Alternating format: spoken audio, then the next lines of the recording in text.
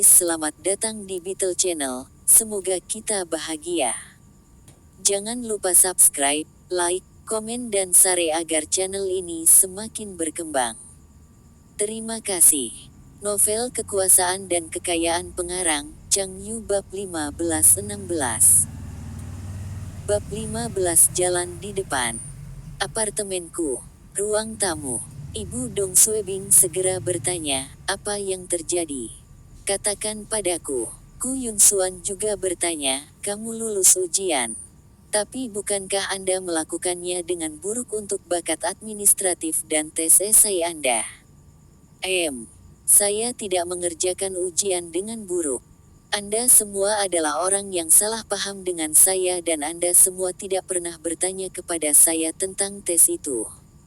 Dong Suebing tertawa malu. Nanti saya merasa masih harus lolos wawancara dan saya tidak percaya diri.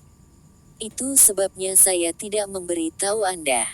Aku tidak ingin memberimu harapan palsu. Apakah kamu masih ingat aku pergi keluar di pagi hari sebelum kemarin? Saya telah pergi untuk wawancara pagi itu. Selama wawancara, saya merasa jawaban saya tidak bagus, dan saya berada di posisi keempat. Saya pikir saya telah gagal dalam wawancara. Tetapi mereka baru saja menelepon saya, meminta saya untuk melapor ke Biro Cabang Distrik Barat Senin depan. Mereka memberitahu saya bahwa saya dipekerjakan. Ibu Dong Suebing meraih tangannya. Bibirnya bergetar, kamu benar-benar lulus. Kamu tidak berbohong padaku. Dong Suebing menjawab, hahaha. Aku tidak berani membohongimu. Nyonya Su tergagap bertanya, apakah ini sebuah kesalahan? Berapa nilaimu untuk ujian tertulis? Dong Suebing menatap ibu dan anak itu. Skor keseluruhan saya untuk tes ini sekitar 130. 130. Xiao Dong menggenggam. Kamu benar-benar mencetak 130 untuk skor keseluruhanmu. Anakku yang pintar, Ibu Dong Suebing mulai menangis. Air matanya mengalir. Dia memegang tanganku Yun Suan dan kehilangan kata-kata. Yun Suan, apakah kamu mendengarnya? Suebing telah berlalu. Anak saya sekarang PNS. Ya, saya mendengarnya. Ku Yun Suan membantu menyeka air matanya. Ini adalah hal yang baik. Berhenti menangis. Ibu Dong Suebing tidak bisa menahan air matanya untuk tidak mengalir. Saya terlalu senang. Benar-benar sangat bahagia. Ku Yun Suan tertawa dan dengan main-main memukul kepala Dong Suebing, kamu bajingan ini telah membuat kami bangga. Dong Suebing juga merasa sangat emosional. Setelah beberapa saat, Ibu Dong Suebing akhirnya menghentikan air matanya. Dia menyeka wajahnya dan segera berkata, Yun Suan, jangan masak makan siang hari ini. Datang ke tempat saya untuk makan siang. Saya akan turun untuk membeli lebih banyak sayuran dan daging. Aku akan menyiapkan pesta. Dia menoleh ke Nyonya Su dan Xiao Dong. Kamu dan Xiao Dong jangan pergi juga. Datanglah ke tempatku untuk makan siang. Nyonya Su perlahan memaksakan senyum, tidak, terima kasih. Saya masih memiliki sesuatu di sore hari. Xiao Dong menggertakkan giginya, Bu, ayo pergi. Ku Yun Suan bertanya dengan sopan, mengapa tidak tinggal lebih lama? Kami masih memiliki sesuatu nanti. Kalian semua bisa melanjutkan. Nyonya Su menyeret Xiao Dong keluar. Sebelum pergi, Xiao Dong menatap Dong Suebing dengan iri. Dia tidak bisa lagi menjadi sombong dan angkuh.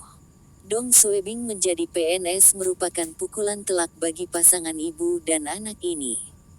Sekitar 10 menit setelah mereka pergi, terdengar suara benda dilemparkan dari atas. Teriakan juga bisa terdengar. Berhenti memukul anak kita. Itu suara Nyonya Su. Berhenti memukul. Ayah, bahkan anak dari keluarga Dong itu lebih baik darimu. Aku akan mematahkan kakimu hari ini. Itu adalah suara kepala seksi Su. Dong Suebing merasa senang mendengar Xiao Dong berteriak kesakitan. Saat makan siang, ibu Dong Suebing yang gembira itu meminum 2 botol bir. Suebing, kamu membuatku bangga. Ibu tidak pernah begitu bahagia sepanjang hidupku. Bantu saya mengisi gelas saya. Aku akan menghabiskan botol ini hari ini. Dong Suebing juga merasa bangga dan membantu ibunya, dan Bibi Suan menuangkan bir. Ku Yun Suan mengingatkan, jangan biarkan Sister Luan minum terlalu banyak. Dia akan mabuk. Tidak apa-apa, tidak apa-apa. Ibu Dong Suebing tersenyum dan mengangkat gelasnya. Yun Suan, biarkan aku bersulang untukmu. Beberapa hari ini, kamu telah banyak membantu Suebing. Jika bukan karena kamu membantunya memasak dan mencuci pakaiannya, dia tidak akan punya banyak waktu untuk belajar. Dong Suebing mendengar ini dan dengan cepat mengangkat gelasnya juga. Bibi Suan, terima kasih. Ku Yun Suan melambaikan tangannya dan berkata, Saudari Luan, Xiao Bing, jangan katakan itu. Xiao Bing telah menyelamatkan hidupku. Mari kita tidak saling berterima kasih. Aku lebih muda darimu, jadi seharusnya aku yang memanggangmu. Bersulang, malam. Ku Yun Suan kembali ke rumah, dan ibu Dong Suebing sedang menyenandungkan lagu tahun 80-an sambil mengemasi barang bawaannya. Dong Suebing tidak tahan melihat ibunya pergi. Mengapa kamu harus pergi secepat ini? Tidak bisakah kamu tinggal selama beberapa hari lagi? Desa akan segera mulai sekolah.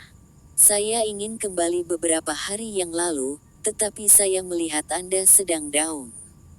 Itu sebabnya saya tinggal untuk menemani Anda. Ibu Dong Suebing tersenyum. Sekarang, Anda telah memasuki layanan pemerintah, dan saya tidak khawatir lagi. Sudah waktunya aku kembali ke desa. Provinsi Beihai tidak jauh dari Beijing dan hanya berjarak 3 jam perjalanan dengan mobil. Dong Suebing membantu ibunya mengemas 2 bahan ajar bahasa Mandarin di sekolah menengah. Biarkan aku mengantarmu besok. Kamu harus ingat untuk menjaga dirimu sendiri. Ibu Dong Suebing tersenyum. Jangan khawatirkan aku. Anda harus berhati-hati saat bekerja di instansi pemerintah. Ini adalah tempat paling kompetitif di Cina. Keluarga kami tidak memiliki latar belakang, dan tidak akan mudah bagi orang biasa untuk dipromosikan. Tidak apa-apa jika Anda tetap sebagai staf tingkat rendah dan tidak dipromosikan. Aku hanya ingin kamu aman. Dong Suebing mengangguk lesu. Saya tahu. Jika itu 2 bulan yang lalu, Dong Suebing akan puas jika dia dapat menemukan pekerjaan 2000 RMB sebulan dan seorang wanita rata-rata sebagai istrinya. Dia dan istrinya akan mengambil pinjaman untuk membeli apartemen dan hidup bahagia selamanya. Dia tidak pernah membayangkan hidupnya akan berubah begitu banyak. Dia sekarang menjadi pegawai negeri. Sejak mendapatkan kekuatan khusus, segalanya berjalan lancar baginya ke arah yang benar. Menjadi petugas. Tampaknya itu bukan tujuan yang tidak realistis. Apa jalan di depan? Apa langkah saya selanjutnya? Pada malam hari, Dong Suebing tenggelam dalam pikirannya sambil berbaring di sofa. Karena dia bisa memasuki dinas pemerintah dan memiliki kekuatan khusus kembali, dia merasa harus merencanakan hidupnya. Jika dia masih orang biasa, dia akan puas dipromosikan menjadi wakil kepala divisi setelah bekerja di sana selama 10 hingga 20 tahun. Tapi sekarang, Dong Suebing bisa memutar kembali waktu. Dia harus bisa menggunakan kemampuan ini untuk mendapatkan kekuasaan dan kekayaan. Tetapkan tujuan sebagai kepala seksi, wali kota desa, wali kota kabupaten, atau kepala biro provinsi. Mendapatkan pangkat kepala bagian sebelum pensiun pada usia 60 tahun. Apakah tujuan ini ditetapkan terlalu rendah? Lalu bagaimana dengan kepala divisi? Apakah akan terlalu tinggi? Dong Suebing bahkan tidak percaya diri untuk mencapai pangkat wakil kepala seksi. Kepala divisi terlalu jauh. Tetapi, setelah beberapa saat, Dong Suebing menepuk pangkuannya. Itu dia. Dong Suebing memutuskan untuk menetapkan tujuannya lebih tinggi. Tentu saja, jika memungkinkan, dia juga ingin dipromosikan dari tingkat staf ke tingkat kepala bagian, dari tingkat kepala bagian ke tingkat kepala divisi, dari tingkat kepala divisi ke tingkat direktur biro, dari tingkat direktur biro, tingkat ke tingkat menteri provinsi dan dari tingkat menteri provinsi ke tingkat nasional. Ya, ini akan menjadi tujuan saya. Dong Suebing ingin masuk Komite Sentral. Dia ingin masuk Biro Politik Komite Sentral PKC. Dong Suebing telah menetapkan tujuan yang tidak realistis ini sebagai target di dalam hatinya. Bab 16 Departemen Urusan Umum Senin pagi, jam 8 pagi. Dong Suebing sedang berjalan menuju Biro Cabang Keamanan Negara Distrik Barat. Dia masih memikirkan tujuan konyol yang dia tetapkan untuk dirinya sendiri 2 hari yang lalu. Tetapi ketika dia ingat bahwa dia bahkan belum melapor untuk bekerja dan dia sudah bermimpi menjadi anggota Biro Politik Komite Sentral CPC, dia tersipu. Jika ibunya atau teman-teman sekelasnya tahu tentang mimpinya, mereka pasti akan menertawakannya. Tapi Dong Suebing tidak akan menyerah begitu saja. Dia akan bekerja keras untuk mencapai tujuan ini. Distrik Barat, Jalan Zixin. Sisi barat persimpangan. Melihat waktu, itu baru pukul 8.20 pagi. Masih ada waktu sebelum jam 9 pagi. Dong Suebing berjalan ke warung pinggir jalan dan membeli krep telur untuk sarapan. Dia makan krep di belakang toko buku bajakan. Dia akrab dengan daerah ini. Tempat ujian tulisnya, SMP No. 15, sudah di depan mata. Tepat di seberang jalan setapak adalah pintu masuk selatan ke rumah sakit Jiangong. Lebih jauh ke timur adalah pintu masuk utara Taman Tao Ranting. Tepat setelah Dong Suebing menyelesaikan krepnya, dia melihat sebuah bus memasuki halte bus di depannya. Seorang pria turun dari bus. Semua orang yang lewat menoleh ke arahnya. Dia adalah seorang pemuda dengan tinggi sekitar 1,9 meter dan berat sekitar 150 kg. Dia seharusnya seusia Dong Suebing dan memiliki tampang garang. Semua pekerja kantor lain di halte bus mengira dia adalah seorang hooligan dan menjauh darinya. Setelah turun dari bus, pria jangkung dan gemuk itu melihat sekeliling dan berjalan menuju Dong Suebing. Ketika Dong Suebing berpikir bahwa dia akan dipukuli oleh hooligan berukuran besar ini, pria bertubuh besar itu berjongkok selangkah 1 meter darinya. Dia mengulurkan tangannya dan menepuk seekor kucing liar kotor yang tidur di tangga. Dia membelai kucing itu, dan kucing itu mengeong dan menjilati tangan pria itu. "Apakah kamu lapar?" Pria itu bertanya pada kucing dengan lembut. "Mau makan apa? Saya akan pergi dan membeli sekarang." Kucing itu mengeong dan main-main mencakar pria itu dengan cakarnya. Pria bertubuh besar itu bermain-main dengan kucing itu sebentar sebelum berjalan ke warung pinggir jalan untuk membeli sosis dan mulai memberi makan kucing itu. Makan perlahan. Jangan tersedak. Tindakannya sangat kontras dengan penampilan luarnya. Dong Suebing masih belum terbiasa dengan ini, tetapi dia merasa bahwa ini adalah orang yang peduli. Akhirnya jam 8.50 pagi. Dong Suebing berjalan melewati pria bertubuh besar itu dan berbelok di tikungan. Dia berjalan menuju gerbang berkarat. Dia bisa melihat 2 bangunan tua yang dibangun pada tahun 70-an atau 80-an di kompleks tersebut. Gerbang logam ditutup, dan hanya ada jendela yang terbuka di samping ruang jaga kecil. Beberapa orang mendorong sepeda mereka perlahan melewati gerbang. Dong Suebing merasa dia berada di tempat yang salah.